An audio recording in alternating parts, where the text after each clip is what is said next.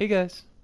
So, as you can see, we are in the Nether, and I have a really exciting project to share with you today.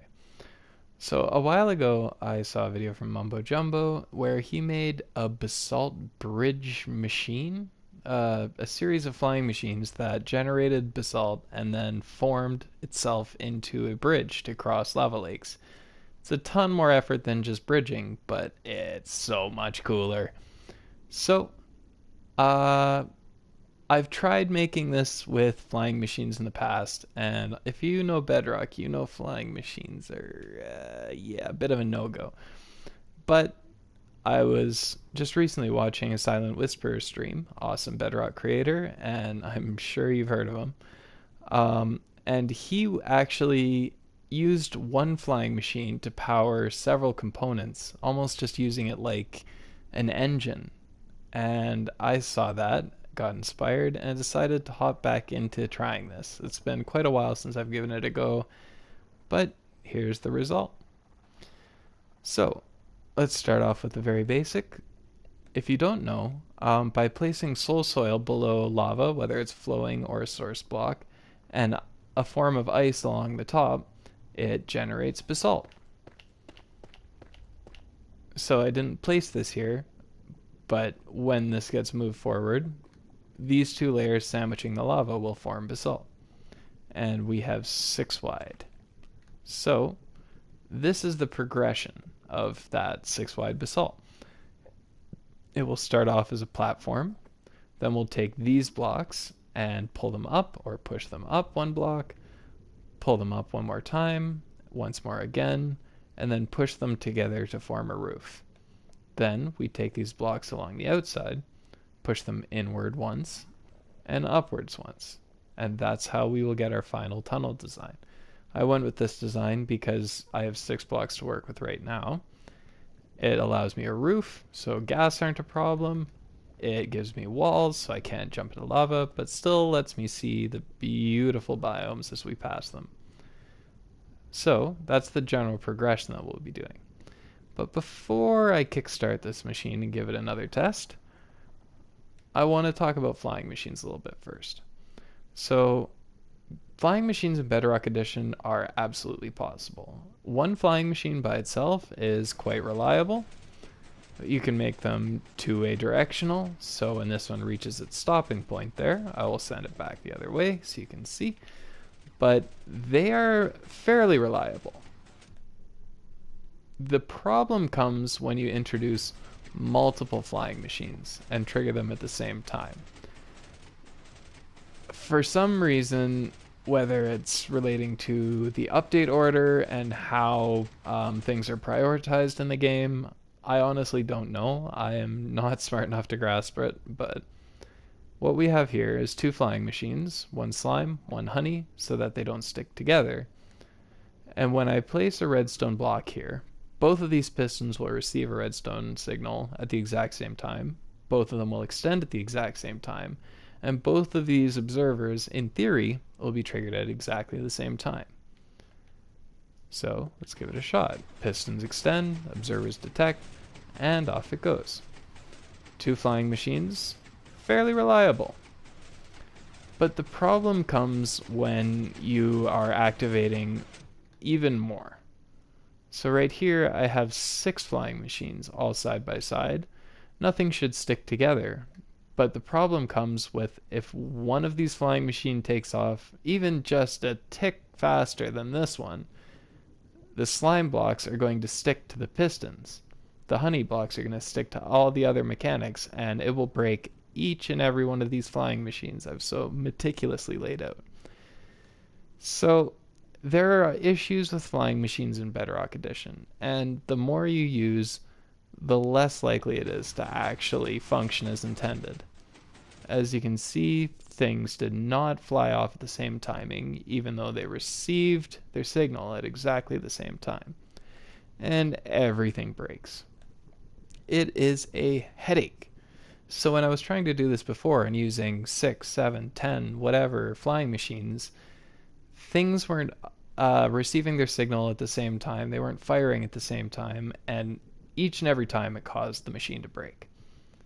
So, To get around that problem, what we have here is, even though all of these look like flying machines to some extent, this is the only true flying machine in the entire contraption.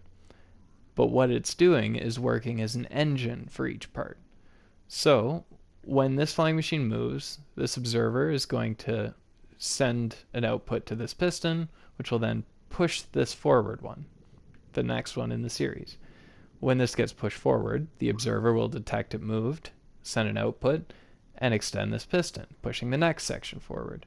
Again, an observer detects, outputs to a piston, pushes the next forward. And as you can see as we go along, each section will have an observer powering a piston to move the section in front of it forward one.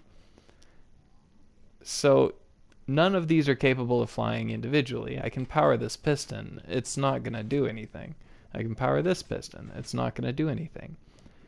Because it needs to have a constant push behind it to keep functioning. And we're getting that constant push from one flying machine. So it drastically cuts down the randomness that is flying machines and using them in contraptions. So, without rambling on any further, let's get this party started. So, to start this whole thing off, all we have to do is remove this block. As you can see, all of the parts will start moving.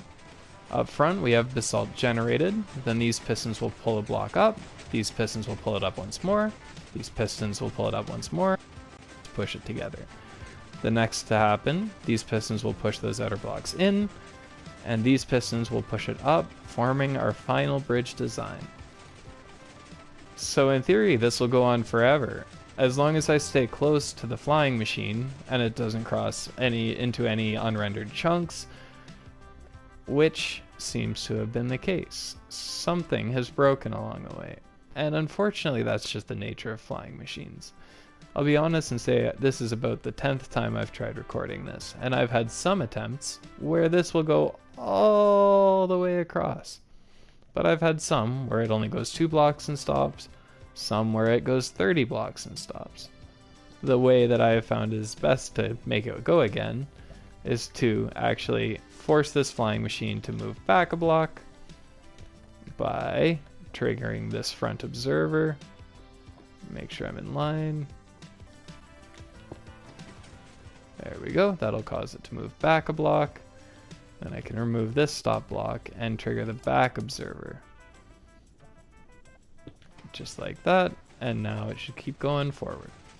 So for some reason when the flying machine was flying through the lava, it didn't actually get an update, which is quite strange.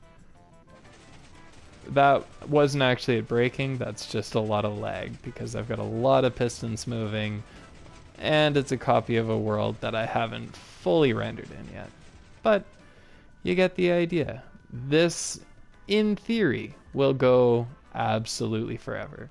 In practice, it stalls sometimes, and that's just an unfortunate quirk of this version of the game. It's not something that you can just, work your way around.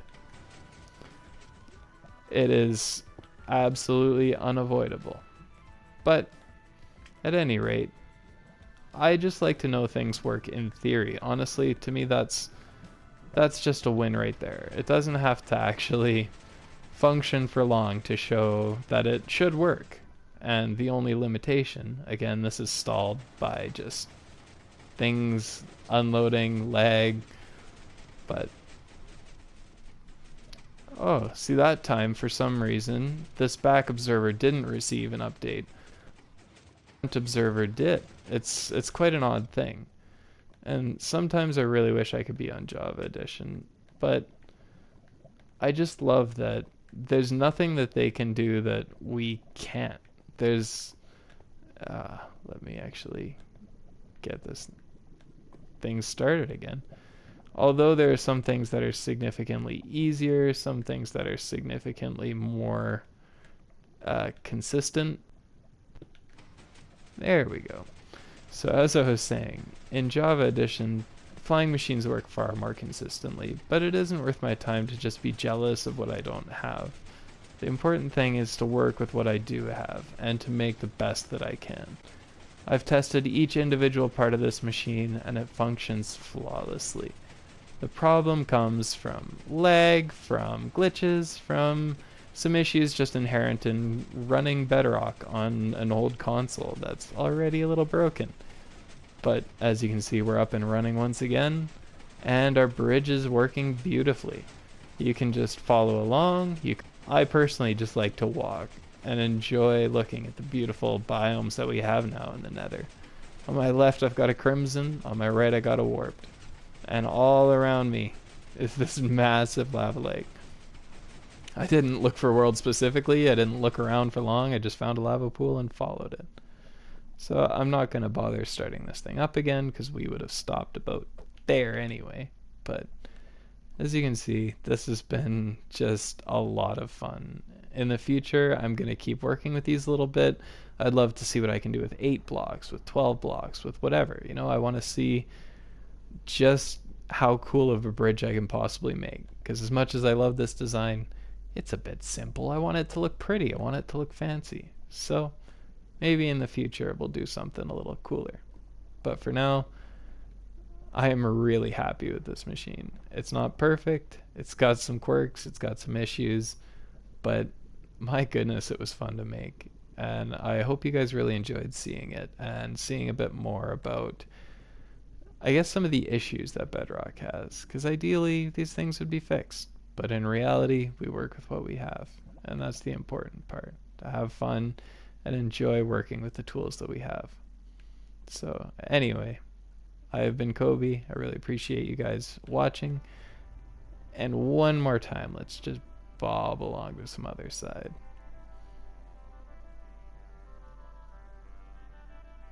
Oh, that's hard with the controller.